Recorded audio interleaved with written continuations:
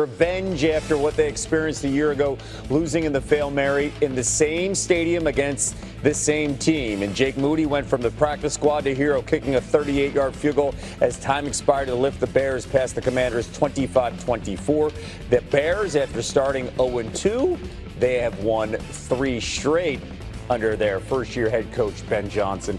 What stands out about this Bears offense? Caleb Williams, Ben Johnson, as they are now on a roll. The group up front, that offensive line had shades of what Detroit has been over the past couple years.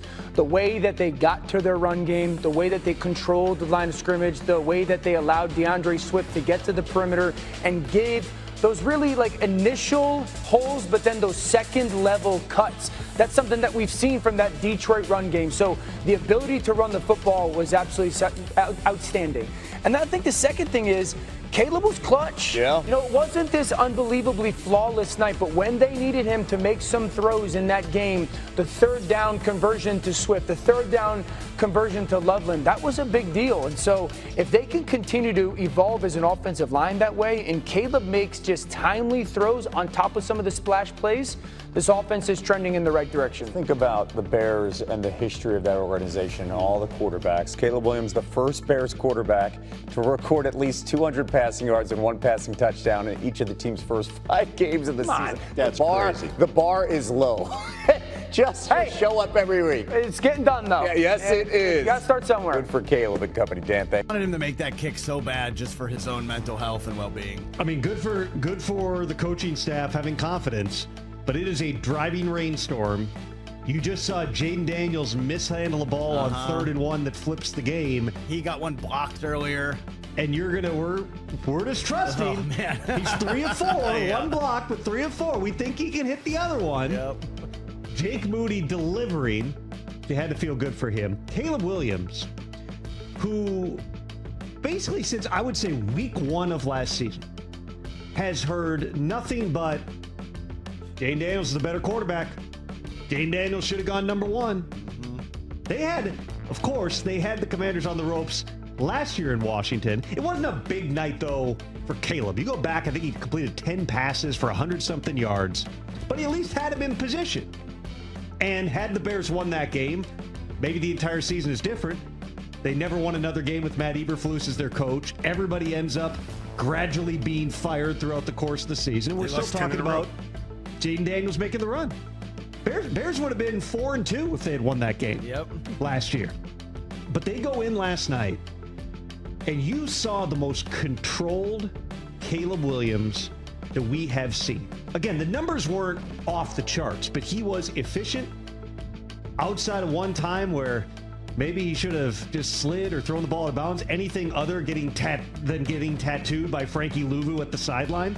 You saw him make really good decisions through the course of that game. And you saw the raw talent of Caleb Williams. He can be.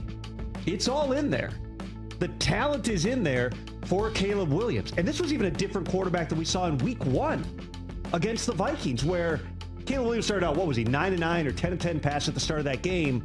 Everything was rhythm. It was the quick checkdowns. And then as the game went on, it was a lot of running for your life, Superman football, the exact type of stuff that Ben Johnson doesn't want to see him have to do on any type of regular basis. Sure, there might be 2 or 3 times where you need an above-the-line type of play, whether it's athletically or with your arm, but you don't want him to live there. Last night, again, in brutal weather, I was watching Caleb Williams warm up for the game, and he's just soaking wet. Yeah, he loved it, though. And he's like walking through it. I'm like, oh, man, it must be really bad there. Like, he's not even opening his eyes walking across the field. This is going to be a tough passing night.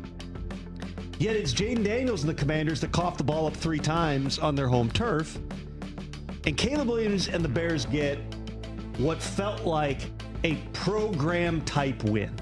One of those ones that if the Bears, I'm not even talking about in 2025, we'll see what the rest of this season holds. It's year 1 for their head coach. But if they do make strides forward in the coming years, this is one of those types of games I think we'll look back on and say, that's where you saw what the Bears can be. DeAndre Swift, a player that a lot of people have forgotten about, had a monster night in that game. Rome Odunze gets a touchdown taken away. That could have broken the game open. That would have made it 20-10. I checked. with some folks very attuned to, I will just say, what the league is thinking when it comes to officiating. The call was right on the line. Oh, they had a bad week. The analysis, though, of that games. call on the broadcast, which was, are we really calling that? It's an emphasis, no doubt about it. You probably don't have to call it in that moment. You got a young left tackle, undrafted dude starting for the first time. You didn't hear his name once except for that, which is amazing for a guy who's stepping in that spot, except for that flag. And you saw the shot of him on the sideline looking around like, I don't know, man. Like, I thought I was lined up. I thought I was lined up fine. You see it every week. There's some guys who appear to be completely in the backfield. This was like a half a step. I mean, it's a 100% a judgment call.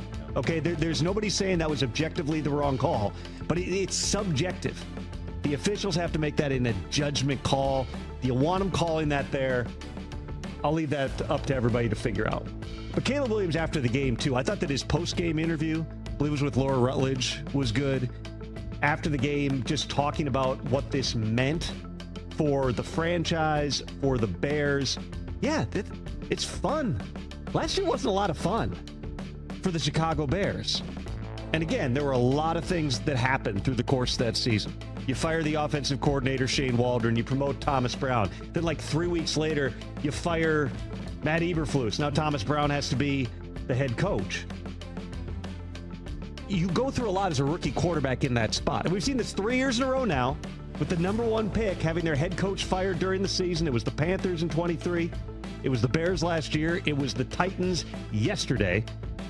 And we'll certainly talk more about that. But here's a little bit of what Caleb Williams had to say after the game last night. We got something, I can't say the first word, but it starts with an S and ends with a T. We say we love this.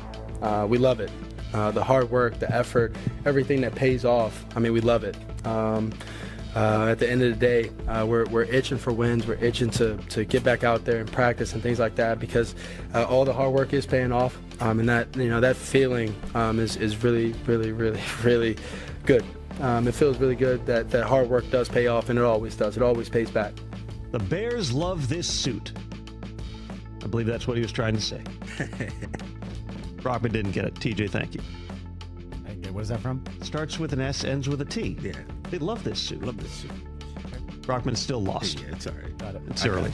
It's early in I'm the show. happy for Caleb Williams. It's a moment for him. Yeah. This guy has taken a lot of grief.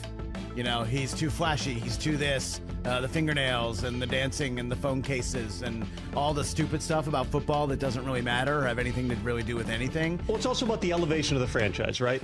Last year, you look at this, and Jayden Daniels, along with Dan Quinn, elevated that franchise. And so the immediate reaction is, well, why isn't Caleb doing the same thing? The quarterback has a big role. It's the only position in which you can create a sea change with one guy. Head coach certainly as well, but in terms of the roster, the quarterback is the one spot that can change everything. And because Caleb didn't have that instant impact, again, one Tyreek Stevenson waving at the crowd, Hail Mary botch away from being 4-2, and maybe things go differently. It ends up with Jayden Daniels making a run, everyone who had brought Caleb Williams, other than the GM, to Chicago getting fired, and now starting over. Which brings me to the other piece of last night. And Ben Johnson is never going to talk about this publicly. He's a very, as you see, even in his halftime interviews, he is so laser locked. He is so serious. He is so committed to the task, even after the game last night.